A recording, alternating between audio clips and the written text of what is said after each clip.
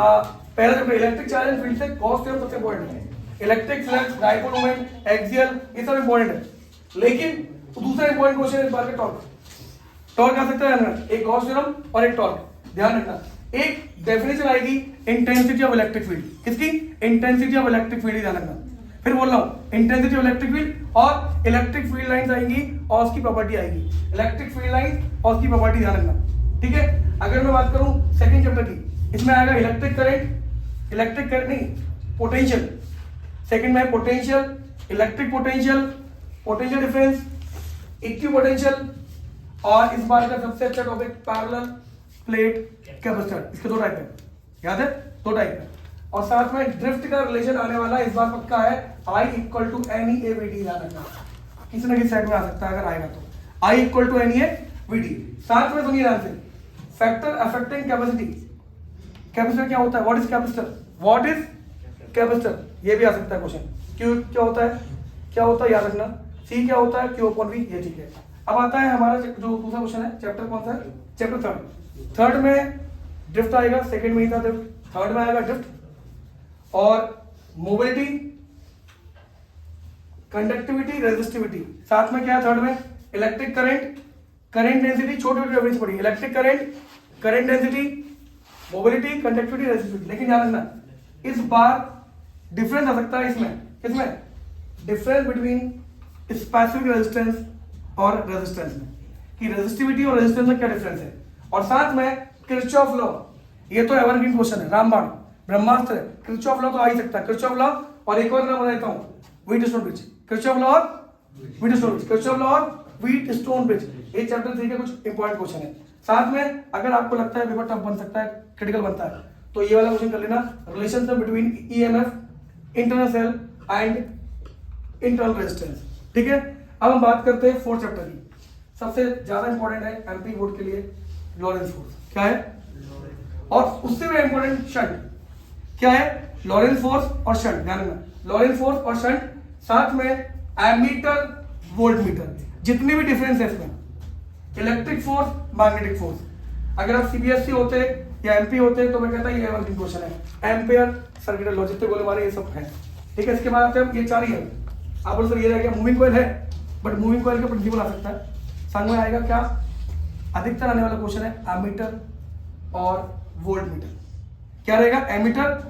लेकिन कभी कभी ये क्वेश्चन आ जाता है कि एमीटर को हम क्यों लगाते हैं किसमें? पैरेलल, और वोल्टमीटर को हम क्यों लगाते हैं सीरीज में? एमीटर को हम क्यों लगाते हैं पैरेलल में और वोल्टमीटर को लगाते हैं सीरीज में? ध्यान रहेगा। अगला मैग्नेटिज्म एंड मैटर, इसमें से क्वेश्चन आएगा, ध्यान रखना, मैग्नेटिक लाइन ऑफ फोर्स। क्या आएगा? Magnetic line of force. और ये वाला क्वेश्चन क्या है? एवरग्रीन है। कौन सा वाला?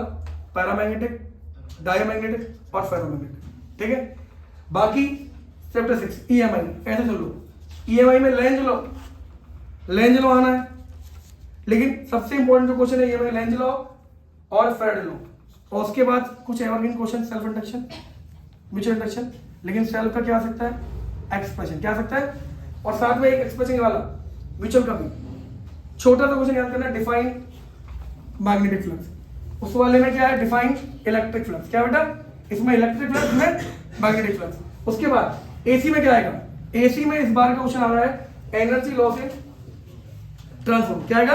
Energy loss in transformer. साथ में चोक कॉइल, पूरे सालों में बोला मैंने एमपी बोर्ड में चोक कॉइल इंपॉर्टेंट है, नहीं बोला है? चोक कॉइल हो गया। और साथ में एसी डायनेमो, नहीं किया है तो कर लो अभी के अभी, आज ही आज में। और RMS, root mean square velocity, नाम नए नए हैं लेकिन पढ़ लेना। और पुरानों में बात करूं तो एसी डीसी का डिफरेंस और स्टेप अप स्टेप डाउन का डिफरेंस। ठीक है ना, डिफरेंस याद कीजिएगा, step up step down, AC DC और ये सब क्वेश्चन। अब आगे बढ़ते हैं ईएमडब्ल्यू में। तो देखो यार, ईएमडब्ल्यू में तो कुछ भी क्वेश्चन आ सकता है। ईएमडब्ल्यू में अधिकतर आ जाता है डिस्प्लेसमेंट करंट, ये ईएमडब्ल्यू। लेकिन इसमें आएंगी रेस, उसके सोर्स और उसकी प्रोडक्शन किससे बनती है, उसकी यूजेस क्या है और उसकी प्रोडक्शन क्या है। ये कोई सा भी आ सकता है, इसमें कोई भी क्वेश्चन बन सकता है, इसमें कोई इंपॉर्टेंट इतना नहीं है।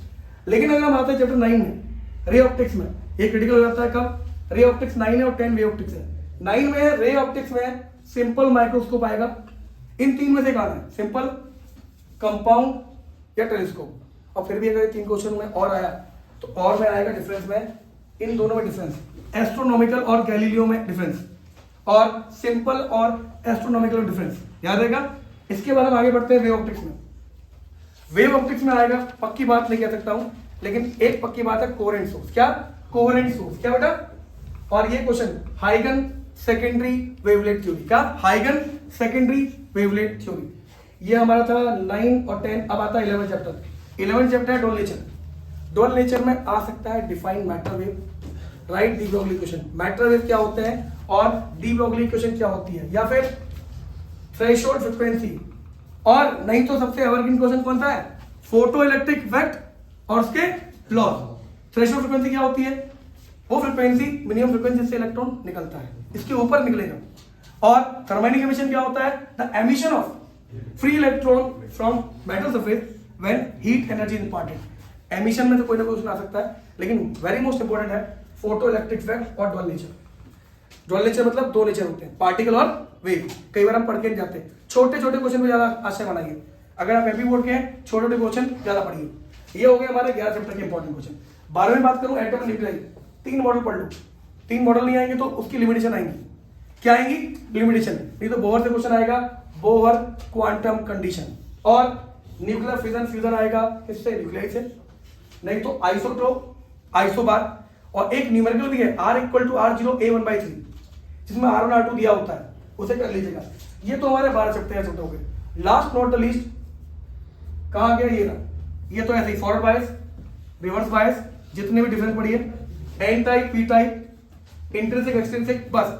अब आता है लास्ट डोपिंग। डोपिंग माने क्या होता है? द एडिंग ऑफ, बोलो, the adding of impurities such as pentavalent और trivalent in pure semiconductor is called doping. तो ये जो क्वेश्चन है ना, ये सारे ही इंपॉर्टेंट है, लेकिन आप इनको एक एक बार रीड कर लीजिए। मैं फिर कह रहा हूँ, रीड कर लिए पेपर बन जाएगा, लेकिन छोटे छोटे क्वेश्चन पहले पढ़िए, ध्यान रहेगा ना। तो बस इसको करिए अच्छे तरीके से, ये ध्यान रखिए, ठीक है।